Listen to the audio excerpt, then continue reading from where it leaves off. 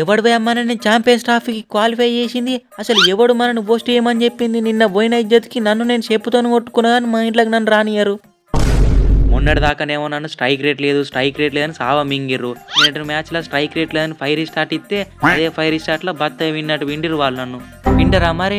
నిన్న ఒక్కడు చక్కగా కాలే, నేను తప్ప ఒక్కడు సపోర్ట్ చేయలే. మన టీంకి మళ్ళీ రెస్పెక్ట్ కావాలి, ఇజ్జత్ కావాలి. ప్లేయర్స్ పర్ఫార్మెన్స్ ఏమో పిత్కంతా, యాటిట్యూడ్ ఏమో కొందంట. యాటిట్యూడ్ నిబ్బగాళ్ళు. తమ్ముడు ఈ కెప్టెన్సీ ఏందో, ఈ తిప్పలేందో నా లవ్ నాకు ఏం అర్థమైతే లేదు.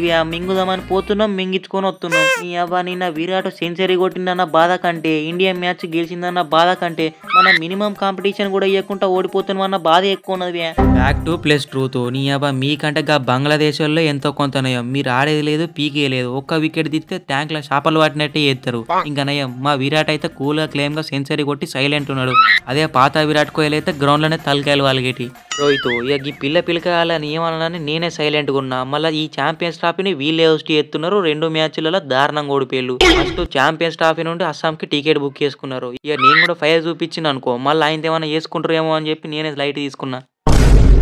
అవునన్నా, అక్బర్ గాడు అయితే మరీ తిక్కలేపుతున్నాడు. నిన్న నాకు వచ్చిన కోపానికి అక్బర్ గానికి కూర్చోబెట్టి 3 సార్లు గేమ్ చేంజర్ని తిప్పి చూపించటోని. ఏ పోనీ తమ్ముడు, వాళ్ళనేమంటావు? ఇక నువ్వు మాత్రం పిచ్చ కన్సిస్టెన్సీగా ఆడుతున్నావు. నెక్స్ట్ మ్యాచ్లో కూడా గదే రిపీట్ చేయాలి. నేను కూడా T20 ఆడినట్టే ఆడదాం అనుకున్నా. ఆయనకి షాహిన్ ఆఫ్రిది గాడు అవుట్ చేసిండు, మైకల్ ఒక్కడే గాడు. అవునే రోహిత్ అన్న, రిజ్వాన్ బ్రో అయితే నాకు డాష్ కూడా ఇచ్చిండు. రిజ్వాన్ ఆల్రెడీ నీకు కొంపంతా శానే ఉన్నది. మళ్ళా హర్షిత్ రాణని ఎందుకు గెలుస్తానవి? వానికి కానీ తిక్కరేసి వాడు గుద్దిండు అనుకో, నువ్వు దేనికి పనికి రాకుండా పోతావు. బర్ర పిల్లలు ఎక్కున్నావు. నువ్వు మనోనువా పగోనువా నాకు అర్థం కాదు. అయినా మనం ఏం ఛాంపియన్స్ ట్రాఫీ నుండి అవుట్ కాలే, సెమీస్కి పోయే ఛాన్సులు కూడా ఉన్నాయి. ఫస్ట్ బంగ్లాదేశ్ ఈరోజు జరుగుతున్న మ్యాచ్లో న్యూజిలాండ్ చేతిలో గెలవాలి. దాని తర్వాత న్యూజిలాండ్ ఇండియా చేతిలో ఓడిపోవాలి. ఆ తర్వాత బంగ్లాదేశ్ని మనం ఓడియాలి భారీ రన్ రేట్తోని. అప్పుడే కదా రన్ రేట్ వస్తుంది.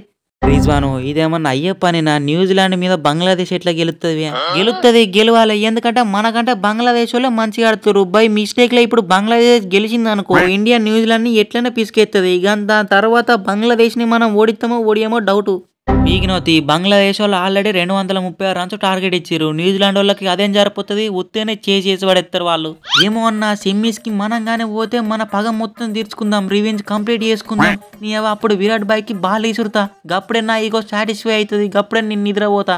తమ్ముడు తర్వాత నీ కెరియర్ ఎండ్ అవుతుంది. ఎన్ని యుగాలు మారినా మీ తీట పనులు అయితే మారేవే నాకు ముందే తెలుసు. అందుకే బాల్ ఇసిరినా కానీ సైలెంట్ గా ఉన్నా.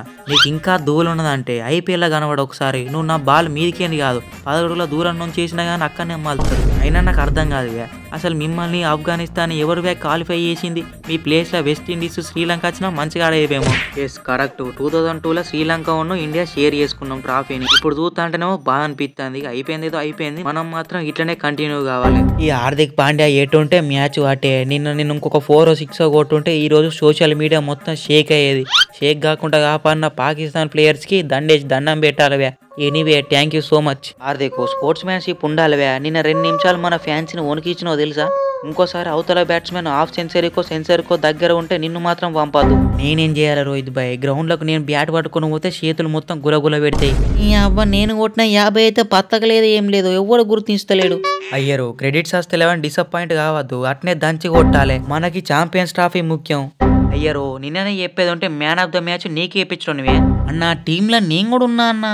ఛాంపియన్స్ ట్రాఫీ ఫైనల్ కొట్టినాక అందరికి క్రెడిట్స్ వస్తాయి. ఏం టెన్షన్ తీసుకోకుర్రి. మా గేమ్ చూసినాక కూడా మీకు ఇంకా ఫైనల్ మీద హోప్స్ ఉన్నాయా? నీ అవ్వ ఆస్ట్రేలియాలో కమిన్స్, స్టార్క్, యాజిలిడ్, మిచెల్ మార్ష్, గ్రీను, స్టోయినిస్ లేకున్నా మేము లైట్ తీసుకోకుండా 350 రన్స్ కొట్టినాం.